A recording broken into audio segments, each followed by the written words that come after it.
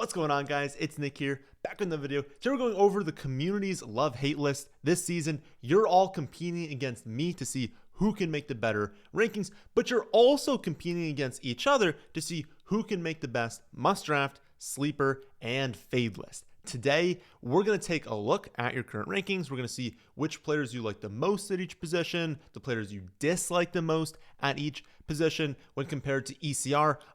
We're going to use that as a proctor for ADP. There's no real redraft ADPs out there right now. So again, I'm comparing it to expert consensus rankings on Fantasy Pros.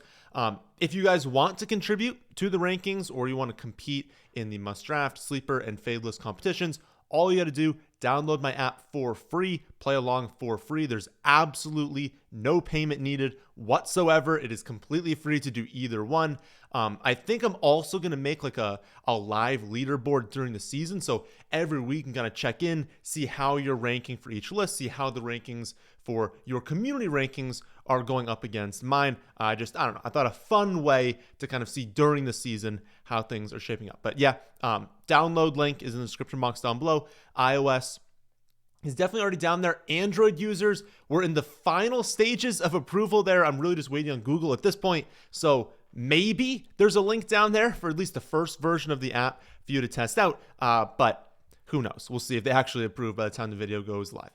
Anyways, let's start off with the quarterback position right now, where the quarterback you guys like the most is CJ Stroud. You're 2 rounds ahead of ECR on CJ Stroud, ranking him as the quarterback 11 right now. I'll also throw in Drake Maye as well as kind of an honorable mention. You don't have him ranked differently than ECR right now, but he's on the most sleeper plus must draft list, so people are still voting for him as a really good pick later in drafts. I like both selections. I like May more than Stroud just because of the rushing ceiling. Plus, I mean, May was solid last season, and the Pats are going to be a lot better this year, not only from like a talent perspective around Drake Maye, but also Drake Maye is going to get better. The play calling is going to be a lot better. In the 10 games where Drake Maye played at least 30% of the snaps last season, he averaged 17.35 points per game. That puts him at the quarterback 15 in points per game on the season. That was as a rookie. No Travion Henderson, no Stephon Diggs, no Kyle Williams. Horrible play calling. They had like one design run on the entire season for him. Like, all that's going to be better. All it's going to change. So again, 100% agree with the people who are in on Drake Maye. Stroud, again, I think this one's a very difficult for me. I think I agree in saying like, if he can bounce back, he's a great pick. And the whole point of being in on Stroud would be to say, okay, in this point of the draft, if you waited this long for quarterback, you're probably taking 2. So Stroud makes a lot of sense, maybe paired with Drake Maye, because maybe we have a lot more confidence in the floor for Drake Maye. Like, he can only be so bad, right? If the rushing is there, the offense is improved. Like, unless he falls off a cliff, he's going to be solid in fantasy. But maybe you're like, okay, I'll take Stroud and Drake Maye because Stroud maybe has that lower floor. But if everything clicks for him, I mean, he was fantastic as a rookie, so maybe he can get back to that point. So I see it from that perspective. He doesn't have the mobility that Drake Maye has, so he has to do it all through the air. I know they drafted Jaden Higgins, Jalen Noel, they brought in Christian Kirk, so that's all going to help there. But personally, if you ask me, and I think probably if you ask CJ Stroud, which would you prefer? Higgins, Noel, Christian Kirk, or just getting what he had last year? Because Tank Dell played most of last season. Having Tank Dell, having Stephon Diggs, I think those two are more talented than what they'll get from Higgins, Noel, and Kirk this season. So last year was probably better. They've tried to add a lot of pieces to the offensive line, but they didn't bring in any studs. There's not going to be a ton of continuity there. So I'm expecting them to be probably a bottom 5 offensive line again this season. And if that's the case, and maybe it takes a little bit of time for these rookie wide receivers to break out, Nico is probably dropping some nukes early in the season, but I'm not in love with Stroud, especially early on. So my guess is that, like, instead of drafting, we'll talk about this with another player later on as well, instead of drafting Stroud, it might be a better scenario to be like, let someone else draft him. If he starts off really slow, hope that the offensive line clicks in the second half, hope that these rookies break out in the second half, and then he builds on his performance and gets better in the second half of the season, and then maybe you can trade for him. Maybe he starts off so slow you can pick him up off free agency. But I think that's probably more the play for me this season. So Love, May, Stroud, I'd like the thought process for. I don't think I'm going to be drafting a ton of them. At quarterback, the one you hate the most is Brock Purdy. You're 2 rounds behind ECR on Brock Purdy right now, ranking him as a quarterback 17. No consensus in the fade list, so no one really to bring up there. But yeah, Purdy, most hated. Another one I say in 50-50 on, like from a results standpoint, I'm through 72 drafts right now, and I have taken Brock Purdy one time. One time. Like you sort of figure that you're just randomly going to get him more because I'm totally fine taking McCaffrey right now, obviously. I'm been getting Kittle, so it's not that I'm not stacking them. I get Ayuk sometimes when he falls. I go after Juwan sometimes. Pierce I really like. So it's like I get this team. You would think that I would go after Brock Purdy, but it hasn't been happening. So maybe that's something I need to reevaluate. But again, from a results standpoint, I'm agreeing with you guys that I'm just not drafting him. I'm guessing that it more comes down to like he's obviously not the top end, right? So he's obviously not in those like top 5 quarterbacks that have that like true league winning ceiling. I don't think that's in the range of outcomes for Purdy. And then because I like that range so much of like Drake May, Justin Herbert, McCarthy, Lawrence, Penix, and it's like because I like those guys and they go, 2 or 3 rounds after Brock Purdy, I just get into that general tier where it's like I go after the top end. Maybe I take Kyler, maybe I take Bo Nix, maybe Baker, sometimes Mahomes if it's in a stack. But then I kind of just be like, you know what? I'd rather, if I don't get that range, wait a little bit past Purdy and get into a couple rounds later of some guys I like. So I think that's kind of why I've been off of him. But he's been in that quarterback 8 to 10 range in points per game the last 2 seasons. He has a career 6% touchdown rate and 8.9 yards per attempt. Do you know how many quarterbacks in their career have done that? It's 2 ever. Brock Purdy and Otto Graham back in the 1940s and 1950s. So there's probably going to be some level of regression there. And I guess part of the concern would be if he regresses, if Debo not being there anymore, like even if you don't think Debo's that good, Debo was like a screen merchant. Like he was able to just take you screen passes that have like a 98% catch rate on them and just turn them into huge plays. Well, that's obviously going to increase the efficiency for Brock Purdy. You take that away if maybe Ayuk's not 100%, maybe Pierce doesn't break out, maybe Juwan was more of like a small sample size thing and he's not that amazing. Like there's a chance here that like, yeah, he sees that decrease in production. But with that being said, it's a Shanahan offense. They're always going to be efficient. Over the last 2 years, only 5 quarterbacks have finished as a quarterback 1 at a higher rate than Brock Purdy. The 49ers also have, by any metric, a top 5 strength of schedule, but probably have a top 3 strength of schedule this season. So he's clearly not a quarterback I've been drafting. So I can say in that sense, I agree with him on the fade list, but it's tough for me to like look at things and say he's a bad pick when the floor can really only be so low on this offense, and he has paid off his current ADP in back-to-back seasons. At running back, the player you guys love the most is very clear. It is Omarion Hampton. Now, you guys are 2 rounds ahead of ECR on Omarion Hampton. You're ranking him as a late 3rd round pick. He is on by far the most like must draft sleeper list. Like you guys, not sleeper list, it's on the must draft list. You guys love him. And this is one I can 100% get on board with. Hampton is an absolute stud. He is probably like the perfect running back for this Chargers scheme. I know Najee is there, and Najee is for sure going to have a role this season. Might be a little bit annoying early in the season as they're getting him like a decent amount of touches, but Hampton is far and away the better running back at some point. I think he's going to take over more and more. Maybe to start the year, it's like a 60-40 split, and we're like, well, that's annoying, right? Najee's getting all these touches. Maybe Najee like vultures a goal line touchdown, and we're like, what is happening here? Is this going to happen all season? I don't think so. I think it kind of opens up in that general way where you're still starting Hampton, but you're not as pumped with the results. But as the season moves along, I think he's going to really get going. We're going to really see that explosiveness because we know Najee has 0 explosiveness, and that more and more it's going to go 65-35, 70-30, 75-25. I think it's going to start pushing in that direction because, man, this kid's a stud. 6 foot, 221 pounds, 94th percentile speed. He's elite in pass protection. He's a great passing game weapon. So he's got the size to run you over, the speed to run past you, the hands to bring in a few targets. Like this offense isn't going to throw the ball a ton to the running backs, but it is helpful that he's still great in pass protection and great as a receiving back. So when they do decide to dump off, which Justin Herbert's not like afraid to dump off to running backs. When they do decide to do that, he's still going to be good in that area. And if you can just add on a few of those, I think the touches will be there. The touchdown volume will be there. It's going to be a great offense. They're going to be winning a lot of games. Like, I think just everything stacks up here. Good offensive line, not top 5, but probably in that like 5 to 10 range, or 6 to 10 range, I guess. He's a great running back. It's a great scheme for running backs. I think he's going to be an awesome pick. Very, very confident pick, like a high level of confidence, right?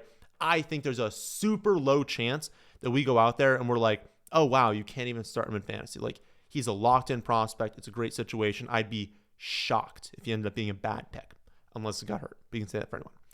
Biggest fade, I'd say for you guys, is James Cook. You're 10 picks behind ECR on Cook. You rank him as a late 4th round pick in Redraft. You have him tied for the most votes on people's fade list. And I think I agree with this more than I disagree. He was awesome last season, but he scored 18 touchdowns. He still only finished as a low-end running back 1. Like, when you score 18 touchdowns, you should probably be a high-end running back 1 in fantasy. And it's not like, obviously everyone knows the Bills were good, but like, they went 12-4 in the games Cook played. So like, they were winning in a ton of games. They had blowouts. Like, there were opportunities there for him to get a lot of rush attempts. He averaged 12.9 rush attempts per game. I don't know. I'm a little worried there. Like, as a running back 14 off boards, he's going to need a good 14 to 17 touchdowns to pay off that ADP. And for someone to like need 14 touchdowns to pay off their ADP, even if you think it's likely, that's a lot of touchdowns. I think Ray Davis is clearly a good running back. He's not better than James Cook, but he's clearly like worth giving some touches to. If Cook doesn't get super lucky in the red zone and he stays under 13 carries per game, I could see the value dropping off really quickly. Plus, you have this whole holdout situation. He has no leverage, so I don't think he's actually going to hold out into the season, but that doesn't need to happen for this to be negative for him in season. Even if he plays in week 1, if he's not out there to start camp in the way that, like, maybe he doesn't miss like one day, maybe it's like a couple days, it's a week, it's 2 weeks. Like, if he really starts to push this holdout into camp, that could be a problem, right? Because you're not only just like giving Ray Davis more opportunity to like win over the coach's trust, but we've seen at times, even smaller holdouts in camp, they elevate the injury risk of running backs because they're just not seeing as much work in camp and preseason, things like that. So it elevates risk if he doesn't show up to camp as well. And since that's like probably barely baked into the ADP right now, I agree. Right now at this ADP, given what we know, I would say James Cook, not in love with it. If he signs a big contract soon, he goes out there and he plays in camp like right from day one, I'll like him a little bit more, but you'll still have that thing in the back of your mind of 18 touchdowns to be a low-end running back 1. So when drafting him as a high-end running back 2, well, you're going to need a lot of touchdowns, and you can't always count on that for running backs.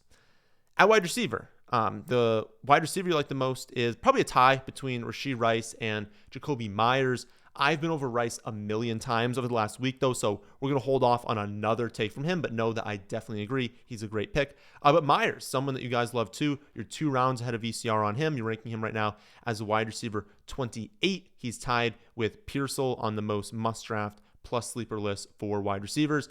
You all know I love Meyers, so definitely not going to fight you on this one. Over the last 3 years, he's been the wide receiver 28, 25, and 26. ADP right now, wide receiver 40. That's a discount from what you've been getting production-wise. My assumption on like why his ADP is lower this season is, number one, people just always underrate him as a player because he wasn't a highly drafted prospect. But number two, just factoring in more touch competition on the Raiders this season. Genty is obviously going to get more touches than the running back had last season. Brock Bowers probably going to improve as a player into year 2. They draft Besh, they draft Thornton, and so people look at that and they're like, okay, well, that's a lot more competition than last season. But I think most of that is canceled out by, Geno is going to improve their quarterback play and the fact that they're just going to be a better offense overall. So while his share of the offense will be lower, if the total pie is bigger, you can have a smaller piece of the pie and still have the same amount of pie, right? So again, Genty going to have a ton of touches, and Chip Kelly's going to run a very run-heavy offense, but Chip Kelly's also going to run a very fast-paced offense, so there's going to be more volume to go around, more plays, even if they're more run-heavy. And while the added playmakers might steal volume, they were 29th in points per game last season. They were not that good of an offense. So if they can move up even to the 18 to 23 range, that's going to have more touchdowns, just more opportunity for Meyers to score. I'm also not super worried about Besh and Thornton in year one. My guess is that Besh is more of a pick for like 2026, 2027, that Thornton is more of a field stretcher. I don't think Thornton's going to command any sort of real target share. I think he's just a super tall, super fast wide receiver that they just want to send on go routes a ton. I don't want to comp him to MVS, but like, in that role where it's like MVS will be like out there a ton, but he's not doing anything. He's just stretching the field. He's running a bunch of clear out routes and then occasionally getting some deep targets. I think that's more of the role for Thornton. And so if you've got that, am I really worried about Meyers? Like, Thornton and Meyers are polar opposite wide receivers, so they're not going to compete at all, really. It's going to be Besh competing with Meyers. And again, I don't think that's a competition. I think Meyers is a better wide receiver. He's going to be better this season. So I completely agree. I think that Meyers is a great pick, given where you have to take him by ADP. The wide receiver you guys hate the most is Tyreek Hill. And that one feels like a shot to the heart because I've been in on him all summer. But you have him ranked 9 picks behind ECR as a wide receiver 20. He finds his way onto the most fade list among all players, not just wide receiver. This one really just comes down to your take on if he's dust or not. Like over the last 8 years in points per game, he's been the wide receiver 5, 3, 10, 2, 7, 3, 1, and 35 last season. So if you think he's hit a cliff, if you think he's cooked, and you think that wide receiver 35 is more where he'll be this season as opposed to top 10 every other year, then that would justify ranking him as a wide receiver 20. But I don't know. I mean, he clearly hasn't lost his speed. He's out there running like a 10.15 second 100-meter dash. That's absolutely insane speed. He's talked about how he dropped a little bit of weight this offseason to get his speed up, to make sure he's got the stamina to play a full 17 weeks. And yes, the production fell off a cliff last season, but he played all season with a torn wrist ligament. He had 6 games without Tua. I don't know. In my opinion, the ADP is already more than factoring in the Tua risk. If you told me that Tua played a fully healthy 17 weeks, I would rank Tyreek Hill and I would draft him at the end of round 1, at that like round 1, round 2 turn. So the fact that he already goes in the mid-3rd round Underdog, likely into the 4th round redraft leagues, that already factors in the risk that Tua is going to miss time. So I disagree. I don't think he's dust, but that's why we're having competition, right? Like if there's players that you disagree with me on, then throw them on your fade list. We'll see who comes out on top this season. And yes, in regards to will there be prizes for this, I just don't know what they're going to be. I mean, probably for the top people on each of the lists, I'll probably just give away some free memberships, maybe some merch. But if you have any ideas for prizes I can do, let me know in the comment section below. But yeah, I disagree on Tyreek Hill. And again, completely free to enter. There's no buy-in for anything. Last but not least, we have tight end. The tight end you guys love the most is Colston Loveland. You have him ranked 3 rounds above ECR as the tight end 8. This one I cannot get on board with in any way. I love Loveland as a prospect. Long-term, think he's going to be awesome. But you're asking a lot for him to this season come in, be elite. DJ Moore, Adunze, they are incredible target earners. There's no way he passes either of them in targets. He wasn't able to participate in OTAs because he's recovering from the AC joint reconstruction in his shoulder. They expect him to be back in training camp at some point, but they don't even totally know as far as that's concerned.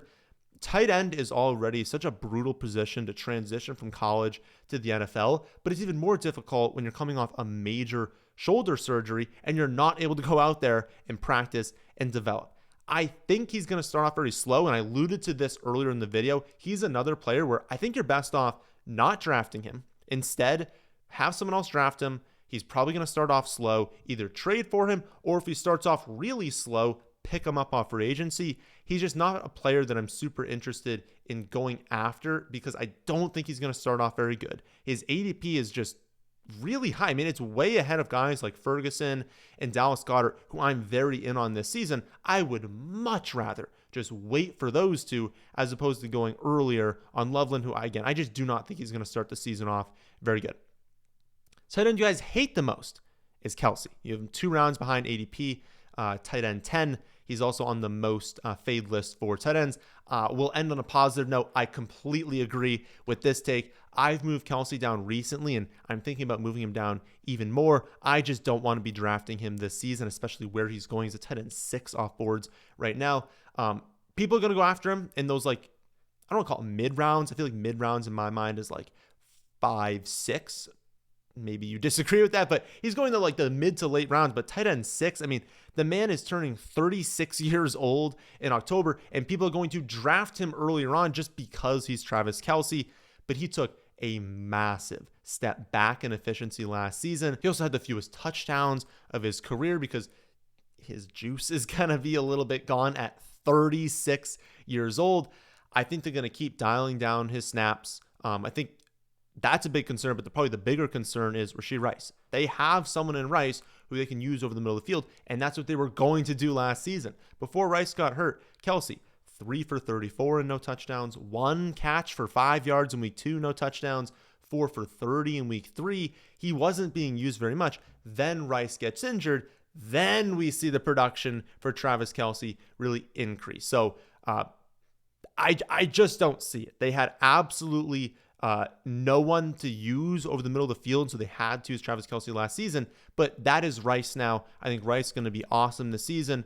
I think Kelce is going to play a much smaller role on the offense than we're used to. His efficiency will likely be very low as well, and I think he's going to severely underperform his ADP. There's just no real reason to take him where he's going right now. So those are my thoughts on the community's love-hate list. You can contribute to the community rankings on the app for free. All you have to do is go to the players tab and just pick which player you draft first when given different combinations. It is that simple. It will automatically update the rankings every time you make a selection. And if you want to compete in the must draft, sleeper, and fade list competitions, then all you have to do is fill that info out on your profile page. You can edit it as many times as you want up until week 1. Again, completely free to download, completely free to play along. iOS link is in the description. Hopefully Android is as well, but if it's not, it will be soon. All right, please leave a like if you are still here. Please subscribe to the channel if you have not done so already. But that'll do it for this one, and thank you all for watching.